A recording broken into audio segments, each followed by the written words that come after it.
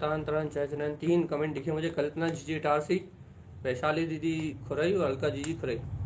इसके अलावा 3 कमेंट के अलावा चौथा कमेंट नहीं दिख रहा फिलहाल। जल्दी जल्दी आपने कहा था जैसे ही आप ज्वाइन हो बेस से ही कमेंट करें। अंकिता दीदी चेतांतरण, अभिलाषा जी चेतांतरण, रेखा जी चेतांतरण, कल्पना दीदी इटारसी। आप रोज नहीं सुन रहे क्या? आपको कमेंट आज दिखा। चलिए छिंदवाड़ा से अनीता दीदी, इंदिरा दीदी वासोदा चेतांतरण, वैशाली दीदी से बोल चुके हैं। पुष्पलता बोली चेतांतरण, पूनम जी चेतांतरण।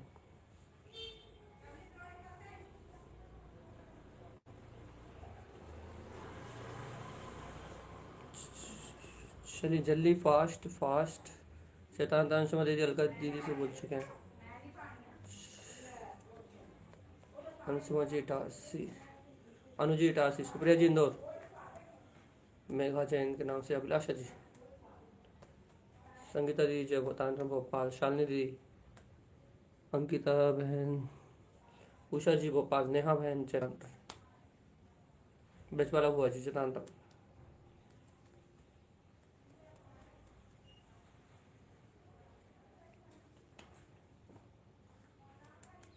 अबे भैया बीना चेतांतरण। चलिए अपन अब राधा जी से बोल चुके हैं। मीनल जी खुराई, आप भी बहुत छुट्टी मना रहे मीनल दीदी। चलिए चेतांतरण।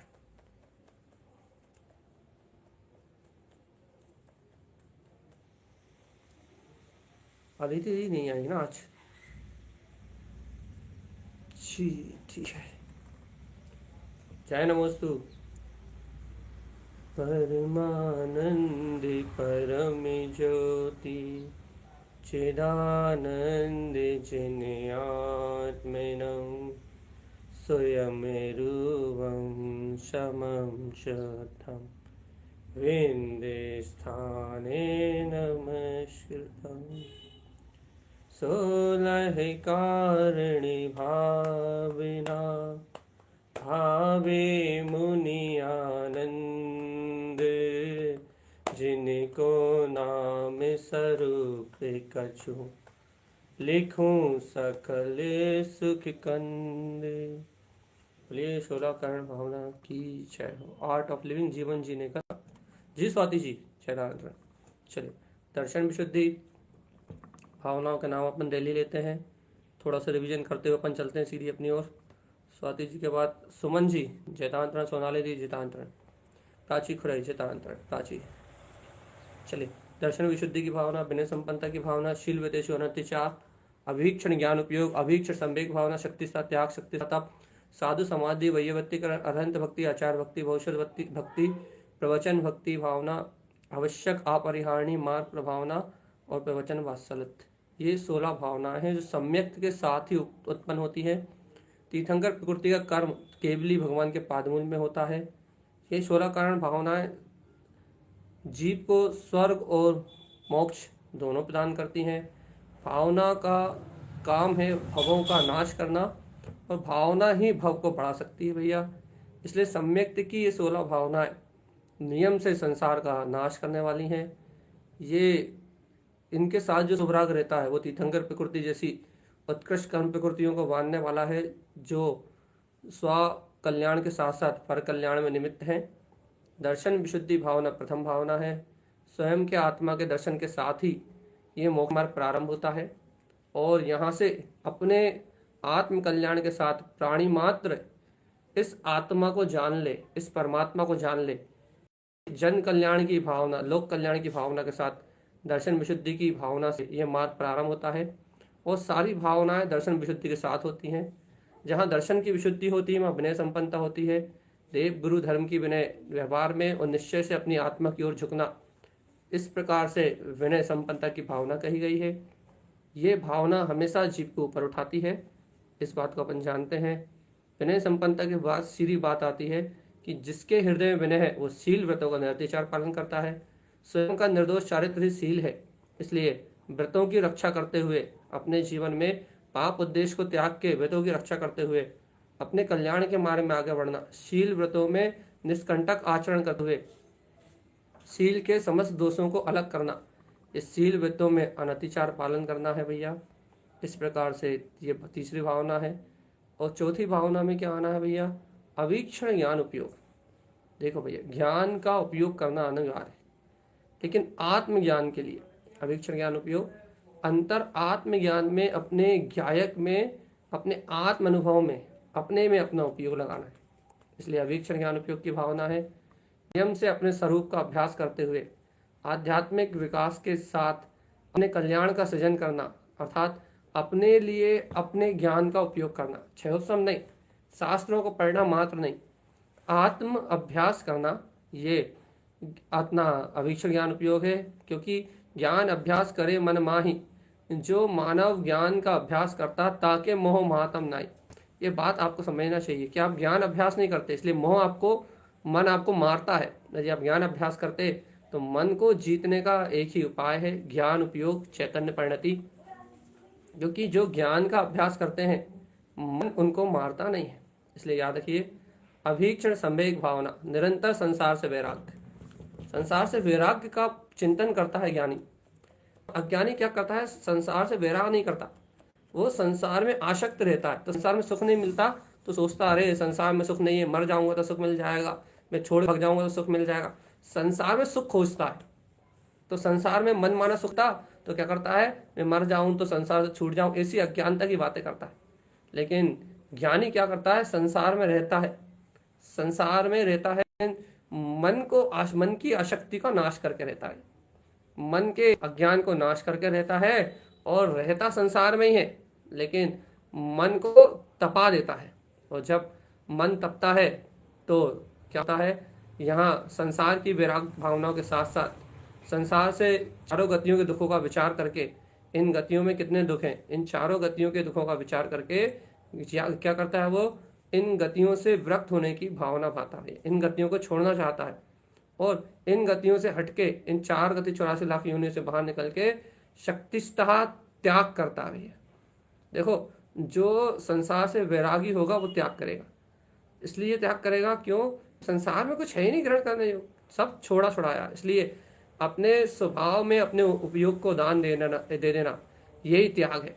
आपको छोड़ना तो मन का ही त्याग कर दो, शरीर का ही त्याग कर दो, मर के नहीं, जीते जी मर जाओ, है ना।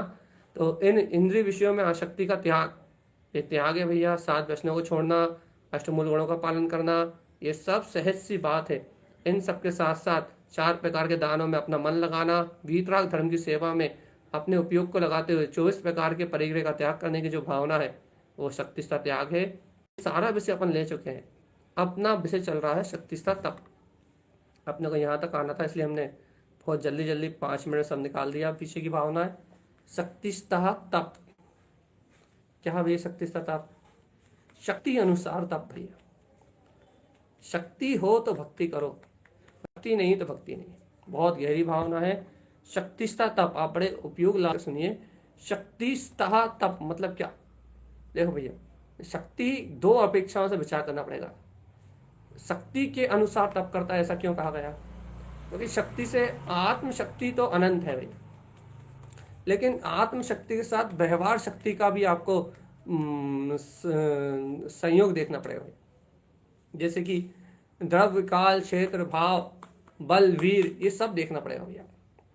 बल वीर मतलब बल में तो आपको बस शरीर का बल देखना पड़ेगा। तो इच्छा तो हो रही भैया कि 1 मास का उपवास करो, 1 महीने का उपवास करो, लेकिन 1 महीने का उपवास करने की इच्छा तो हो रही है, लेकिन अब देखो पंचम काल है, 1 माह का उपवास करना इतना संभव नहीं है। या 1 माह का उपवास ना करके क्या करना, थोड़ा थोड़ा उपवास करके अपने अंतर आत्मा में निवास करने का विशेष अभ्यास करना, अपने आत्म स्वभाव की सुरति बढ़ाने का उपवास करना भैया, अभ्यास करना, ऐसा अभ्यास करना जिससे अपने आत्मा का कल्याण हो सके। क्रियाओं में धर्म नहीं मानना, धर्म मानना अपने ज्ञायक परमात्मा में। तो क्या करना है, शक्तिस्था तप, शक्ति के अनुसार तप करना है। कैसी शक्ति भैया, आत्मा तो अनंत शक्ति है, आत्मा तो 3 काल भोजन करने वाला नहीं। आत्मा 1 महीने का नहीं, 1 साल का उपवास कर लेगी। यदि 4था काल होता तो 1 साल का उपवास हो जाता, कोई बात नहीं। लेकिन भगवान आत्मा, उपवास करने के पहले आपको अपनी शक्ति का बोध करना पड़ेगा। कौन सी शक्ति, आत्मा के वीर नाम का शक्ति तो अनंत है, आत्मा की वीर नामक शक्ति तो अनंत है। आत्मा तो एक क्षण में केवल ज्ञान प्रगटा सकती है। आत्मा में तो इतना वीर है, इतना बल है, लेकिन वर्तमान शरीर से आपका बल कितना है भैया? क्यों?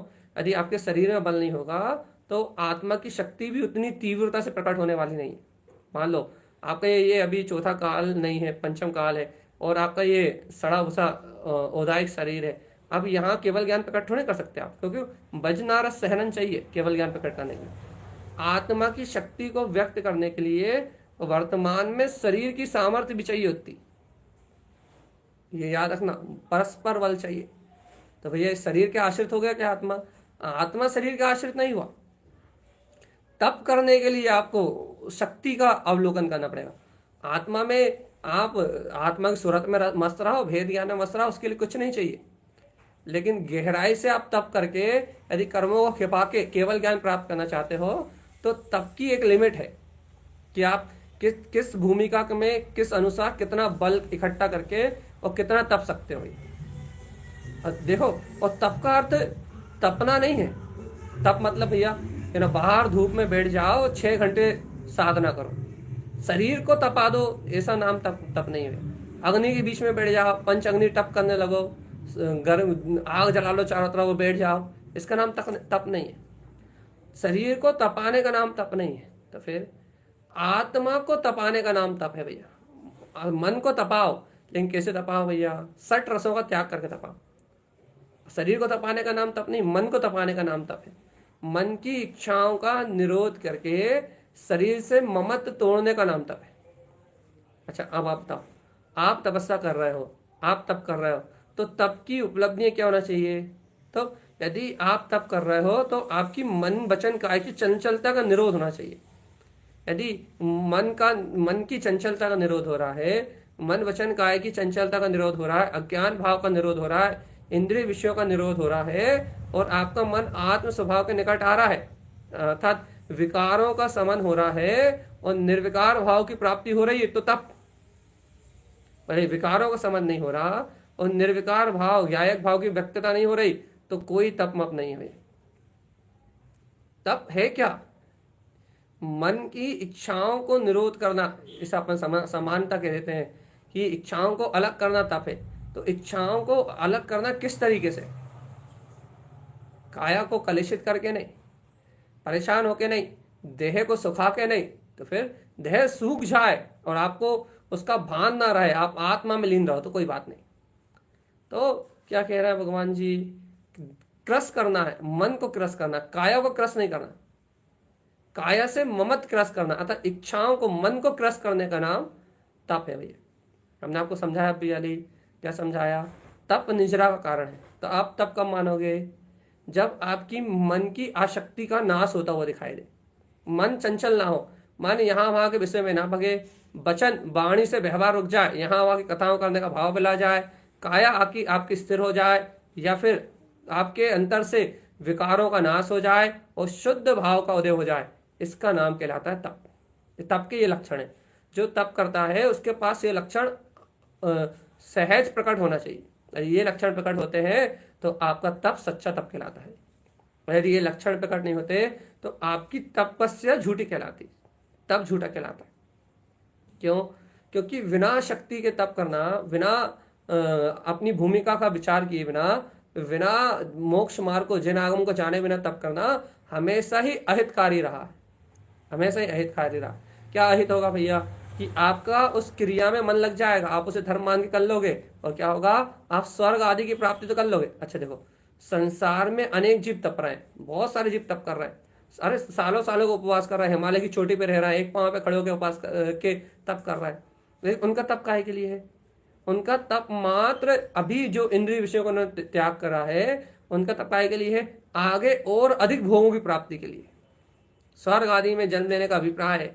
इसलिए वो तप रहे हैं, लेकिन आगम अनुकूल तप नहीं कर रहे। तो फिर कैसा तप कर रहे हैं भैया? मनमानी का तप कर रहे हैं, मनमानी का। जिनवाणी का तप नहीं कर रहे, जिन भगवान की आज्ञा मान के तप नहीं कर रहे, वो मन की बात मान के तप कर रहा है। और जो मन की बात मान के तपता है उसका तप नहीं कहलाता है। क्यों? क्योंकि वो विषय भोगों की प्राप्ति के लिए ही हो रहा है। वो काम विषय भोगों की प्राप्ति के लिए किया गया तप है। और जो काम विषय भोग की प्राप्ति के लिए किया जाए वो तप नहीं, वो तप मिथ्यात्व कहलाता है। तो अपने को ये बात बहुत अच्छे समझ में आई। क्या समझ में आई? कि तप होता है अंतर की निज आत्म अनुभूति पूर्वक। तप हमारा तप सही है नहीं है, आप ये लक्षण लिख लो। यदि आपका तप सही है तो आपके पास 4 या 5 लक्षण हमेशा मिलेंगे। एक, मन के विकार का समन, ये आपके पास हमेशा मिलेगा। आपका तप यदि सच्चा होगा तो आपका मन का विकार नष्ट होता जाएगा। मन वचन काय की चंचलता का क्या होता है? नाश होता है। तो आप समझ लीजिए आपका तप सच्चा है। मन का विकार नष्ट होने लगे, मन वचन काय की चंचलता मिट जाए, अर्थात मन की चंचलता का नाश हो जाए, शुद्ध भाव की प्राप्ति होने लगे और आपका जीवन आनंद में प्रफुल्लित रहने लगे, तो आप समझ जाइएगा कि आपका तप सच्चा है। इसलिए अपने मन में इच्छाओं का जन्म होना खत्म हो जाए और आत्म अनुभूति का रस लग जाए तो आपका तप है। इस प्रकार से क्या क्या देखना भैया? कौन कौन सामर्थ्य देखना है? बल और वीर देखना है। शरीर का बल देखना है वर्तमान भूमिका में, वर्तमान में तप कर रहे हैं ना, तो अपने को बल देखना है। काय का बल? शरीर का बल। और वीर तो अनंत है आत्मा में, वीर की देखने की जरूरत नहीं, वीर तो अनंत है। आत्मा तो कहेगी अब यह लीन हो जाओ, केवल ज्ञान कर लो, लेकिन शरीर का बल देखना पड़ेगा। और द्रव काल क्षेत्र भाव भी देखना पड़ेगा भैया। भाव क्या देखना पड़ेगा? भाव ये देखना पड़ेगा कि आपके अभिप्राय में स्व पर कल्याण की भावना है कि नहीं है। स्व के हित के लिए तप कर रहे हो, जगत को कल्याण की भावना से हित तप कर रहे हो, या अपने भोगों की संतुष्टि के लिए तप कर रहे हो? स्व पर हित की भावना भैया तप में। फिर स्वहित की भावना तो समझ में आई, तप में परहित की भावना कहाँ है? अरे दर्शन विशुद्धि के साथ ही होता है 16 करण भावना में शक्ति सा तप। तो दर्शन विशुद्धि में स्वहित का भाव तो है ही, लेकिन जहाँ स्वहित का भाव होता है वहाँ समस्त जीवों पे करुणा करने के लिए, अनुकंपा करने के लिए, समस्त जीव अपनी इस आत्म स्वरूप को पहचान ले, इस भावना के साथ जो अपने तपस्या की जाती है, जो अंतर तप किया जाता है, जो तप को ग्रहण करने की भावना भाई जाती है, वो भावना शक्ति सा तप कहलाती है भैया। तो स्व पर कल्याण के लिए अपने अपने शुद्ध लक्ष्य को निर्धारित करके जो तप किया जाता है, वीतरागता को अंगीकार करके, कोई उपसर्ग करे तो कोई कहने का भाव ना आए, किसी से राग देश की भावना ना आए, कोई वंदना करे तो भी राग ना आए, स्व पर का ऐसा कल्याण का भाव हो कि सभी इस वीतरागता को जान ले, सभी इस वीतरागता के सुख को अनुभव कर ले, ऐसी भावना के साथ तप किया जाता है। तो क्या क्या हो गया भैया? अपना बल हो गया, वीर हो गया, भाव हो गया, द्रव काल भैया द्रव देखना पड़ेगा आपको। क्या द्रव? द्रव की शक्ति तो अनंत है, लेकिन इस समय वर्तमान अवस्था में द्रव की व्यवस्था देखनी पड़ेगी। काल देखना पड़ेगा, कौन से काल में हो, इस काल में कितनी भूमिका में क्या हो सकता है। द्रव काल भाव क्षेत्र देखना पड़ेगा, क्या भरत क्षेत्र में हो तो भी आप कर पाओगे यहाँ इस समय, और भरत क्षेत्र के यदि किसी ऐसे सूखे एरिया में चले गए या फिर विदेश आदि में चले गए, क्षेत्र देखना पड़ेगा आपको, क्षेत्र की व्यवस्था। तो इन सबका चिंतन करके आपका तप हो सकता है। आपको द्रव भी देखना पड़ेगा, काल भी देखना पड़ेगा, क्षेत्र भी देखना पड़ेगा, भाव भी देखना पड़ेगा, बल भी देखना पड़ेगा, वीर भी देखना पड़ेगा। इन सब बातों को आपको समन्वय करके तप करना पड़ेगा। और भगवान जी अपन इतनी ऊंची बात क्यों कर रहे हैं? अपन तो इन सब का समन्वय देखने के बजाय अपन तो आत्मा के वीर को देख के और थोड़ा थोड़ा तप करते चलो, और मन के विकारों का नाश करने रूप तप अपन करते चलेंगे तो अपना कल्याण हो जाएगा भैया। हम आपको थोड़ा यहीं विराम दें तो आपको यहाँ लिखी हुई बात समझा पाएंगे, और नहीं तो हम बोलते रहेंगे, उस समय हो जाएगा। इसलिए स्वयं के मुक्त स्वभाव की हुंकार अंतर में जगाते हुए मैं ज्ञान का भी आत्मा ही हूँ, ऐसे देह के द्वारा तप करना, ये शक्तिस्था तप की भावना भैया। शक्तिस्था तप की भावना से ये 12 प्रकार के तप हैं जिनका वर्णन यहाँ है, अपन नीचे इनकी बात करेंगे। अपन इन तपों को तपना ही ये साधना है, इन्हीं से मुक्ति की प्राप्ति होती है। जहाँ चाहा है वहीं रहा है। समाज में इस तपस्वियों की बहुत उत्कृष्ट साधना को देख के बहुत बड़ा प्रभाव है। तप का ही प्रभाव समाज को पर की ओर ले जाता है, इसलिए स्व पर की कल्याण की भावना से तप होता है। अपनी शक्ति अनुसार जैन आगम में जैन मार्ग अनुरूप तप को कहा गया है भैया। तप आज संक्षेप में पढ़ेंगे।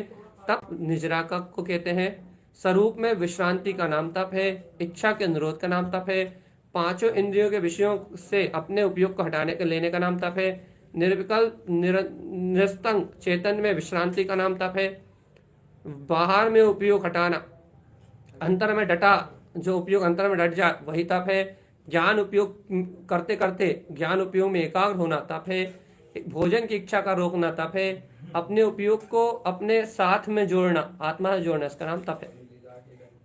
शक्ति अनुसार 12 तपों को पालन करना तप है। 12 प्रकार के तप में 6 बाहर एवं 6 अंतरंग तप कहे हैं। ये मुनियों द्वारा पूरे 12 तप पाले जाते हैं अपने अपने समय पे, वो 12 तपों का अभ्यास करते हैं। लेकिन भैया श्रावक की भी इनका समय समय पे अभ्यास करता है। चलिए भैया अब चलते हैं अपन जहाँ से हमने कल विषय छोड़ा था। बहुत गहरी चर्चा हो चुकी है अपनी अभी तप के बारे में। हमने आपको तप के बारे में बहुत सारी जानकारियाँ दी हैं। वो इसलिए दी हैं कि द्रव्य, काल, क्षेत्र, भाव, बल और वीर, इन सब का विचार करने के बाद ज्ञान पूर्वक तप ग्रहण किया जाता है और ज्ञान से ही तप की शुरुआत होती है, जिसमें पहला तप है अनशन। अनशन तप, जैसे अपन पहले यहाँ पढ़ते हैं, संयम की वृद्धि, विशेष ज्ञान आराधना एवं समीचीन ध्यान की सिद्धि के लिए 4 प्रकार के खाद्य, स्वाद, लय, पेय, आहार का त्याग करना अनशन तप कहलाता है। अब इसे हम थोड़ा समझाते हैं, आप बहुत सावधानी से इसको ग्रहण कीजिएगा, बहुत सावधानी से कि वास्तव में अनशन क्या है, वास्तव में अनशन तप है क्या, रियल वास्तव में सत्य में। देखिए आप बहुत सावधानी से, संयम की वृद्धि, विशेष ज्ञान आराधना एवं समीचीन ध्यान की सिद्धि के लिए। अब देखो भैया, अब काय के लिए अपन उपवास कर रहे हैं, अनशन कहो या उपवास कहो, अपन उपवास कर रहे हैं, तो उपवास में अपना लक्ष्य क्या होना चाहिए। एक तो पंच इंद्रियों के विषयों के निरोध से, 6 काय के जीवों की हिंसा निरोध से, दोनों से पंच इंद्रिय विजय के लिए, अर्थात अपने इंद्रियों पे संयम करने के लिए और प्राणी मात्र की रक्षा के लिए, 6 काय के जीवों की अनुकंपा के लिए, संयम की वृद्धि विशेष तथा ज्ञान आराधना एवं समीचीन ध्यान की सिद्धि के लिए, अर्थात पूर्ण रूप से सम्यक ज्ञान की सिद्धि के साथ ध्यान में रत रहा जाए। इसलिए जो 4 प्रकार के आहारों का पूर्ण रूप त्याग किया जाता है उसे अनशन कहते हैं। जैसे साधु महाराज क्या करते हैं, अनशन धारण कर लेते हैं भैया, 3 दिन का अनशन, 4 दिन का अनशन। तारण स्वामी थे 6-6 दिन का अनशन करते थे भैया, 6-6 दिन आत्म ध्यान में लीन रहते थे, आहार चर्या के लिए नहीं निकलते थे। तो अनशन किस लिए, अनशन किस लिए, अनशन इसलिए क्योंकि भगवान आत्मा क्या करना है, अरे अनशन करना है, मतलब आत्मा अनाहारी है, आहार ग्रहण नहीं करता, तो आहार लेने का विकल्प त्यागना है।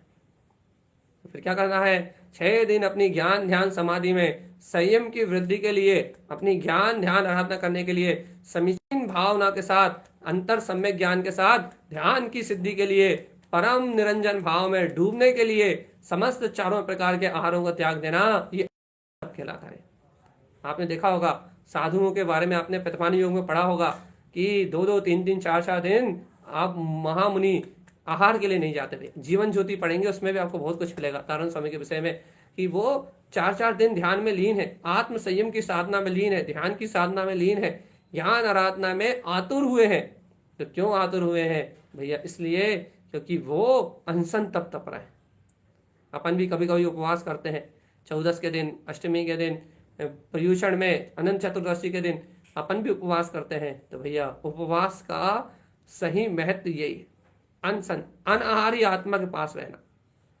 खुद यदि आपने उपवास किया है तो फिर अनशन लिया है, तो भोजन, जहां तक आगम तो कहता है यदि आपने उपवास किया तो फिर भोजन बनाने का भी त्याग है। यदि बहुत मजबूरी बना रहे हो तो थोड़ी देर में भोजन आदि का कार्य से निवृत्त होके अपने आत्म ध्यान के अलावा दूसरा कोई काम नहीं करना, यदि उपवास किया है तब। इसलिए आपने उपवास किया है तो आपका समस्त विकल्पों का त्याग है। इसलिए बहुत सावधानी से, बहुत सतर्कता से, कृत कारित अनुमोदना से भोजन करने कराने और सारे विकल्पों का त्याग करके अपनी आत्म स्वभाव की ध्यान आराधना के लिए जो उपवास किया जाता है, अनशन किया जाता है, वो अनशन तप कहलाता है। साधु इसे हर क्षण साधता है और आवृत्ति श्रावक, इसका कभी कभी चतुर्दशी आदि पर्वों पे अभ्यास रूप में इसका पालन करता भी। पर्युषण में, अष्टांगा में, चतुर्दशी में, 16 कर्ण भावनाओं में श्रावक इसका अभ्यास करता है। तो अनशन याद रखिएगा, अपने संयम की वृद्धि और ज्ञान आराधना और आत्मा के ध्यान की सिद्धि, ये 3 कारण कहे हैं अनशन के। इसके अलावा चौथा कोई कारण नहीं। अनशन होगा तो इसीलिए होगा, और नहीं तो फिर क्या होगा? अनशन नहीं होगा, फिर लंघन होगी। लंघन मतलब क्या होता है? भूखे मरना, शरीर को लांघना, अर्थात शरीर को भूखा मारना। ना संयम है, ना ज्ञान आराधना है, ना आत्म ध्यान की सिद्धि है, निज आत्मा में निवास नहीं कर रहा, तो फिर लंघन है। लंघन 4 प्रकार के आहारों का त्याग कर दिया तो 1 महीने तक भूखा मरे, चाहे 8 दिन तक मरे, चाहे 1 दिन तक मरे, वो लंघन है, लंघन। और वो लंघन तप में नहीं आती। अनशन तप कहा है, लंघन की बात नहीं कही। तो अपने को लंघन नहीं करना है, अपने को तप करना है। ठीक है, पहली बात हुई अपनी अनशन तप की। अब उससे भी खतरनाक क्या भैया? अब मुदरी तप। इसका मतलब क्या है? अब आप देखिए, बहुत अच्छे स्वरूप देखिए आप। राग आदि दोषों के उपशम और संतोष अध्याय एवं ध्यान की प्रसिद्धि के लिए भूख से कम आहार ग्रहण करना अब मोदर तप है भैया। अब ये क्या है? अब आप इसको बहुत अच्छे से समझिए। आपने अनशन कर लिया तो आपने दृढ़ता से भाव सिद्धि कर ली। क्या सिद्धि कर ली? अब तो हम उपवास करेंगे, हमें कोई ग्रहण करने का भाव ही नहीं। लेकिन अब मोदर ले लिया तो अब क्या होगा भैया? आप साधु अवस्था में, साधु ने प्रण कर लिया कि आज हम 2 ग्रास से ऊपर भोजन नहीं लेंगे। प्रथम 2 ग्रास में जो आएगा सिर्फ वो ही ग्रहण करेंगे। अब प्रथम 2 ग्रास के अलावा तीसरा ग्रास नहीं लेंगे। और साधु महाराज अंजलि बना के बैठे और आपने पहले ग्रास में पानी दिया कि महाराज आए, 1 ग्रास पानी दे दो। दूसरे ग्रास में क्या करा? एक कोर दे दिया, थोड़ा सा, जरा सा। तो उन 2 ग्रास को लेने के बाद बस बैठ जाएंगे। भैया क्यों? अरे सामने 56 प्रकार के भोग रखे, बहुत निरस भोजन करते हैं, लेकिन सामने पूरा भोजन रखा हुआ है।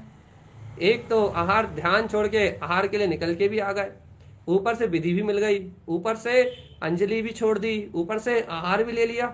अब जब ले लिया तो भैया उधर भर के ही ले लेते। अरे पेट पूर्ति कर लेते, इसमें कल आने की टेंशन नहीं रहती, 8 दिन वो ध्यान में लीन रहते। लेकिन क्या करा तुमने? ये 1 ग्रास लेके छोड़ दिया, 2 ग्रास लेके छोड़ दिया है। उस आहार लेने के कारण से जितनी भूख नहीं थी उससे भूख 2 गुनी ज्यादा हो गई, 3 गुनी ज्यादा बढ़ गई। क्यों?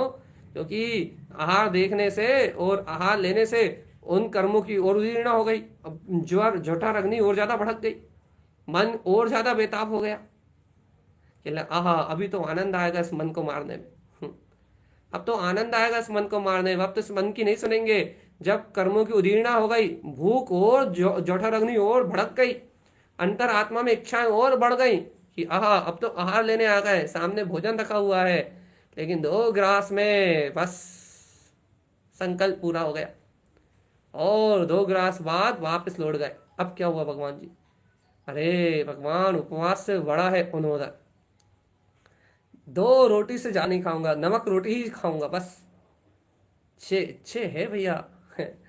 अरे भूख से कम खाऊंगा बस, आधी रोटी से ज्यादा भोजन नहीं करूंगा आज। अब सामने 56 प्रकार के भोग बने रखे रहेंगे, लेकिन आज तो 4 ग्रास से ऊपर भोजन नहीं करना। अब आनंद आएगा भैया। 4 ग्रास भोजन करना है, 1 रोटी के 4 टुकड़े करके रख दिए हैं, तो 4 ग्रास लेंगे और बस अब तो 4 ग्रास से ऊपर लेना ही नहीं। अब देखो कैसा आनंद आता है। उदीर्णा हो जाएगी, भूख इच्छाएं बलबला जाएंगी, अंतर की वासनाएं भड़क जाएंगी और तुम भोजन ना करो, फिर देखो कैसा आनंद आएगा। ऐसी परीक्षा करते हैं साधु मुनिराज, ज्ञानी साधु, ऐसी आत्म सिद्धि करते हैं, ऐसी आत्म साधना करते हैं। क्यों? क्योंकि राग आदि दोषों को समन करते हैं, राग आदि दोषों को उपशम करके। और क्यों? राग घटाया उनने भोजन से। सामने भोजन रखा था लेकिन नहीं लिया, आहार ग्रास ले लिया, घर से निकल गए, लेकिन आहार विधि मिल गई, अरे ग्रास मुख में ले लिया, आग भड़क गई, जठर अग्नि भभकने लगी। आहा, लेकिन देखो समता रस, आत्मज्ञान का नीर ऐसा अंतरात्मा में झड़ा कि उपशम, उन राग देश पर परिणामों का उपशम कर दिया और संतोष से संतोष को धारण किया। और क्या करा, अपने स्वाध्याय में चित्त लगाया, ध्यान में चित्त लगाया और अपने अंतर में स्वाध्याय और ध्यान की सिद्धि करने के लिए, प्रसिद्धि करने के लिए क्या किया, भूख थी तो इतनी 5 दिन से उपवास कर रहे, 6 दिन आहार लेने गए, भूख तो इतनी सी थी कि उत्कृष्ट 32 ग्रास आहार ले सकते थे। लेकिन भगवान जी, भूख तो इतनी अधिक थी लेकिन 2 ग्रास लेके छोड़ दिया। हाँ, क्या महिमा है तब की है। आप देखो, ये अनशन से ज्यादा कठिन है भैया। अनशन तो फिर भी हो सकता है, लेकिन अमोदर ये भगवान, ये शेष को होता, करके देखना, कभी पसीने आ जाएंगे। अब इसके आगे वृत्ति परिसंख्यान, ये और कठिन है। क्या करना, भोजन विषयक तृष्णा को दूर करने के लिए, उससे भी कठिन, भोजन विषयक तृष्णा को दूर करने के लिए भिक्षा के अभिलाषी मुनि जो घर अन्न आदि के संबंध रखने वाले अनेक नियम लेते हैं, यह वृत्ति परिसंख्यान तप है भैया। मतलब वृत्ति परिसंख्यान मतलब अपनी प्रवृत्ति ज्ञान में करना रखना। मतलब भैया भोजन लेने के लिए गए तो, लेकिन आज क्या कर दिया, क्या इतना विषम आंकड़ी ले ली कि भैया कोई राजा हमें आहार देने आएगा तो ही आहार लेंगे। अब जब तक राजा चौका नहीं लगाएगा तब तक के लिए क्या करना है कि ना, विषय अभिलाषी जो अंतर में क्या होती, तृष्णा होती है, उसका नाश करने के लिए क्या करना है। आज तो भैया आहार तो वहीं लिए जाएंगे जहां महाराजा स्वयं खड़े होंगे। अब ढूंढते रहो महाराज रोज निकलना है आंकड़े लेके।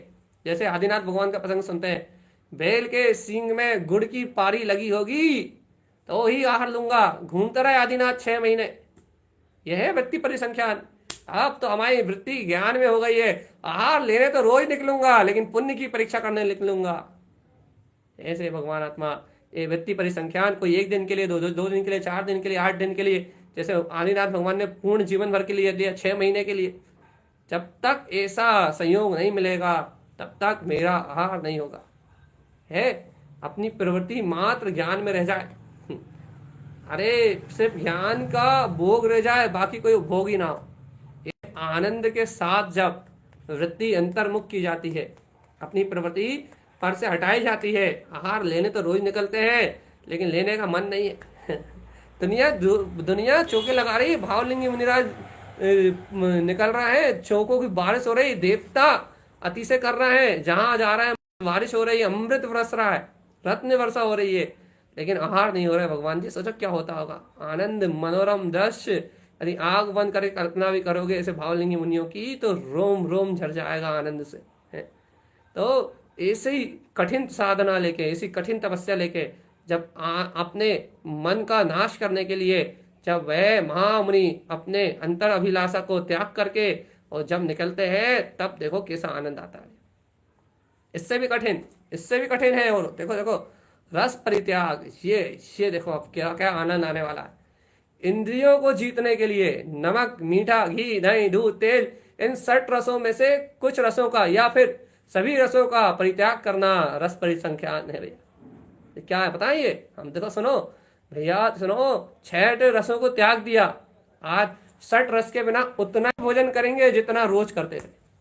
मतलब आज तो उत्कृष्ट 32 ग्रास आहार ही लेंगे, लेकिन उसमें क्या नहीं लेंगे, नमक भी नहीं लेंगे, मीठा भी नहीं लेंगे, घी भी नहीं लेंगे, दही भी नहीं लेंगे, दूध भी नहीं लेंगे, तेल भी नहीं लेंगे। क्या लोगे, रोटी लेंगे। भगवान जी कैसे लगी हुई नमक से चुपड़ी रोटी लेंगे, पानी में गला के रोटी, और उतनी लेंगे कितनी, जितनी रोज लेते थे उतना ही आहार लेंगे, उत्कृष्ट ग्रास का आहार लेंगे। न बिना नमक के, बिना मीठे के, बिना घी के, बिना दही के, बिना दूध के, बिना तेल के, इन 6 रसों के बिना क्या लोगे आप, ले रूखी रोटी और नमक भी नहीं लेना, आप तो नमक भी नहीं ले सकते, तो फिर क्या करेंगे, रूखी रोटी लेंगे बस, बिना नमक की रोटी। काय में डाल के खाओगे कि ना पानी में, हाँ, और कहना कितना लोगे भोजन, बिना नमक मिर्ची और का भोजन लेंगे, 6 रसों का त्याग करके, बिना नमक की रोटी के लेंगे कितनी, है ना, एक आध दो गिलास खा के नहीं, है ना, कितना उधर भर के पेट भर के भोजन करके आएंगे, एक गिलास भी कम नहीं लेंगे। कहना अरे भगवान आत्मा क्या कर रहे हो, कैसे अंदर जाएगी। कहना रस परित्याग, कहना छह के छह रसों का मैंने त्याग कर दिया है, आज तो तपस्या भारी है। कहना उपवास कर लेते इससे अच्छा तो भगवान जी ये तो एक गिलास नीचे नहीं जा रहा। कहना क्यों नहीं जा रहा, रस छोड़ रस छोड़ रस छोड़, रस परित्याग। जो साधु है ना, ये है साधना, इसे कहते हैं साधुचर्या, रस परित्याग। आहा तू देख, छठ छह रसों का त्याग कर, एक भी नहीं चाहिए। ऐसा नहीं कि आज तू मीठा रख लेगा, तू मीठे मीठे चढ़ लेगा, तू घी घी की रोटी खा लेगा, दूध में मस मस के खा लेगा, दही में मिला मिला के खा लेगा, तेल में रख रख के करके खा लेगा। भाई नहीं नहीं नहीं नहीं नहीं, आज तो सब खत्म। फिर क्या खाना है, रूह की रोटी और सब्जी भी ले लो एक, चलो एक रोटी और एक सब्जी। अब क्या करना, एक रोटी और एक दाल, कैसी, बिना नमक बिना तेल की। चलो खा के देखो एक दिन, उतना खाना जितना रोज खाते हो, तो मानेंगे आज तुमने रस परित्याग कर दिया, आज तो भगवान, आज तो भाग खुल गए। अरे ऐसे मुनि मिल जाए कहीं तो उनके चरणों में लौट जाना कि वास्तव में आज तो आनंद की वर्षा हो गई। और ऐसा तप करने की इच्छा हो, दम हो, मन का नाश करने के लिए, तो ऐसा तप करके बताओ जरा। पेट भर के खाएंगे, शरीर स्वस्थ रहे, मस्त रहे, हष्ट पुष्ट, ऐसा भोजन करेंगे, लेकिन छह रस का त्याग करके करेंगे। पसीने आ जाएंगे, उल्टी सांसें चलने लगेंगी। भगवान आत्मा ये तप है। कितने हुए, किन तो लें, कितने हो गए, चार है ना, अनशन, अवमोदर, वृत्ति परिसंख्यान, रस परित्याग, अरे बाबा विविक्त संयासन। क्या करना है, और कठिन भगवान जी, व्रत शुद्धि के लिए, स्वाध्याय को निर्दोषता के लिए और ध्यान की प्रसिद्धि के लिए पशु स्त्री आदि से रहित प्रासुक एवं पवित्र स्थान में संयासन करना, आसन लगाना, सो विविक्त संयासन तप है। ये क्या है भैया, ऐसे स्थानों में शयन ना करना जहां जीव जंतु आदि पाए जाते, निर्जन वन, निर्जन स्थान। क्यों भैया, क्योंकि आत्मा एकाकी है, अकेला है, ऐसा अनुभव करने के लिए कि आत्मा एकाकी है, एकदम अकेला है, आत्मा का कोई है ही नहीं, तो फिर क्या करना, व्रत की शुद्धि के लिए स्वाध्याय होता रहे, निर्दोष होता रहे, कोई डिस्टर्ब ना करे, और ध्यान की विशेष प्रसिद्धि के लिए क्या करते हैं, जहां पशु पक्षी आदि की आवाज भी ना आए, स्त्री आदि का भी कोई समागम ना मिले, राग रंग की कोई वस्तुएं ना मिले, ऐसे प्रासुक एवं निर्जन स्थान में, पवित्र स्थान में शयन करना। वहीं शयन करना मतलब वहीं रहना, वहीं आसन लगाना, वहीं ध्यान करना, ये विविक्त संयासन है। मतलब ऐसे स्थानों पे, निर्जन स्थानों पे एकाकी आत्मा का अनुभव करने के लिए, एकांत में आत्मा की प्रसिद्धि के लिए अपने में ऐसे आत्मरत होना कि भगवान आत्मा जहां पशु पक्षी की आवाज भी सुनाई ना दे, शू शाय शन शाय हवा चल रही हो, और बस एकांत बात, एकांत स्थान हो बस। सोचो जहां चिड़िया भी ना चहक रही हो, ऐसे स्थान पर रहना, एकदम विविक्त संयासन। अरे मोक्ष मार्ग इतना आसान नहीं है, तो मन से मर रहा है रे, तुझमें तो दम ही नहीं है जीव, दम तो इनमें है। वीतरागी भावलिंगी मुनिराज, देखो क्या अपनी शक्ति स्वरूप का विचार करके कैसे अपने अंतर में निर्दोष तप पाल रहे हैं। आपको यदि एक दिन सेमरखेड़ी में अकेले छोड़ दिया जाए तो ऐसा लगता है भूत खा जाएंगे। एक दिन घर में अकेले नहीं रह सकते, थोड़ी देर एकांत में जंगल में छोड़ दिया जाए तो ऐसा लगता है कि हाँ आप गए कि अब गए। लेकिन ये देखो एकदम निर्जन स्थान, बस आत्म सिद्धि का एक लक्ष्य है, एकाकी आत्मा का अनुभव करना है, एकांत आत्मा के साथ जीवन बिताना है, संसार में नहीं रहना। ऐसा तप करके कर्म नाशते हैं, कर्मों का नाश कर देते हैं, और आत्मानंद की वर्षा में ऐसे मगन होते हैं, बस आनंद आनंद आनंद आनंद आनंद आनंद आनंद। अरे जो राग मोह में नहीं मरते उनके लिए है मोक्ष मार्ग, नहीं तो जीव तो बेचारा अपने मन से इतना पंगु है, इतना पंगु है कि कायर है बस। तो ये है विविक्त संयासन। भगवान जी बता दो, अनुमोद ना कर रहे हो, सो रहे हो, तो 4 लोग तो भग गए, 40 से 36 हो गए। कहने भगवान जी क्या सुना रहे हो कि ना भगवान हमारे बस की नहीं है, जय जैनेन्द्र हम तो जा रहे हैं। देख लो भगवान जी, अनुमोदना करने की ताकत भी कोई बिरले जीव में है। कायरों की कमी नहीं है इस संसार से भग के। कायर जीव संसार से भगने का उपाय ढूंढते हैं। कोई जंगल की ओर भग जाता है, कोई शरीर छोड़ के जाने की बात करता है। भैया कायर कायर, लेकिन धर दमदार जिनमें अपने अंतर की पुरुष है, जिनमें अपने अंतर का पुरुषार्थ है, वो इस संसार को मन को क्षय करके तीन लोक का नाथ बनने की बात करते हैं। अरे हमारी आत्मा में अनंत वीर है और हमारा आत्मा इन मन के नाना प्रकार के प्रपंचों से हारने वाला नहीं है। मैं आत्मा हूं, मैं आत्मा। ये काया कलेश याद रखना। काया कलेश क्या होता है? काया को कलेश करने का नाम काया कलेश नहीं है, अर्थात काया को क्रस करने का नाम काया कलेश नहीं है, बल्कि काया से ममत्व छोड़ने का नाम काया कलेश है। देखिए कैसे आतपन, अर्थात जहां, देखिए आपको आतपन का मतलब समझ गए, जहां तीव्र तपन ना हो, या फिर जहां आतपन मतलब जहां तपन हो। आतपन मतलब शरीर को नहीं तपा रहे, लेकिन तपन का स्थान है, मतलब धूप हो, वर्षा हो या शीत हो। ये तीन योग धारण करना तथा प्रतिमा योग से स्थित होना, मतलब अपने में स्थित होके, सरल शब्द कर देंगे हम इनको, फिर हम पढ़ दें एक बार। आतपन, वर्षा और शीत, ये तीन योग धारण करना तथा प्रतिमा योग से स्थित होना, इन्हें आदि से लेकर बुद्धिपूर्वक जो सुख का त्याग किया जाता है, वह मोक्ष मार्ग की प्रभावना करने वाला काया कलेश नाम का तप है। मतलब गर्मी में बैठ के आप साधना कर रहे हो, वर्षा ऋतु में पेड़ के नीचे बैठे हो, शीत ऋतु में पर्वत के ऊपर बैठे हो, या फिर नदी के किनारे बैठे हो, तो यह इन सब चीजों को इन सब ऋतुओं में समान भाव से क्या करना भैया? प्रतिमा योग, अर्थात अपनी एक आसन लेके बैठ जाना, अपनी स्थिरता में स्थित हो जाना बुद्धिपूर्वक। काय के लिए भैया? शरीर सुख का त्याग करने के लिए, शरीर को कलेशित करने के लिए नहीं। इस शरीर को जितना सुख दो उतना प्रमादी बनता है। शरीर को जितना खिलाओ, जितना पिलाओ, जितने घर के अंदर रखो, उतना निठुर बनता है। तो इन सब स्थानों को बैठ के तो सुख का त्याग करके और अपना उपयोग शरीर से हटाना, काया को कलेश नहीं देना। तो फिर ये सब स्थान में बैठ काया को कलेश नहीं देना, प्रमाद को सुखिया पने की मानता को छोड़ना। कहते ना बहुत सुपियार है, ये तो बहुत सुपियार है, ये तो लाट साहब है भैया, ऐसा ऐसा सुपियार पना छोड़ना, अपने शरीर से ममत्व तोड़ना, सुपियार पने की भावना छोड़ना, और शरीर बुद्धिपूर्वक, लिखा ना, बुद्धिपूर्वक सुख का त्याग करते हुए और क्या करना? मोक्ष मार्ग की प्रभावना में लगे रहना भैया। क्यों? क्योंकि आपको एक निर्जन ऐसे धूप में और या फिर शीत में ऐसे नदी के किनारे पे ऐसा तप करते हुए जीव देखेंगे तो जैन धर्म की, वीतराग धर्म की प्रभावना स्वयं होगी भैया। तो सुप्यार बुद्धि छोड़ना, सुख बुद्धि छोड़ना काय में? शरीर में।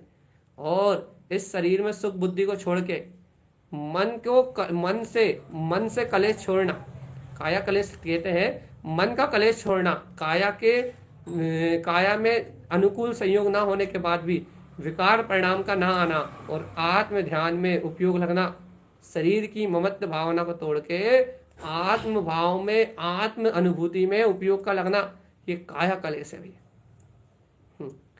और भगवान जी ये काया कलेश नाम का तप तो वीतराग धर्म की प्रभावना करने वाला है। 6 तप वीतराग धर्म की प्रभावना करने वाले मुनिराज इन 6 तप को तपते हैं। तो श्रावक उनके तप को देख के, भव्य प्राणी उनके तप को देख के चारों तरफ जय जयकार करते हैं, धन्य है धन्य है धन्य है ऐसे वीतरागी महामुनिराज। उनके ऐसे कठिन तपस्या को देख के, उनके ये व्यवहार बहिरंग तप को दिखाई देता ना, उनके इस बहिरंग तप को देख के तीनों लोकों में उनके धर्म की, उनकी साधना की प्रभावना होती है। देवता गुणगान करने आते हैं।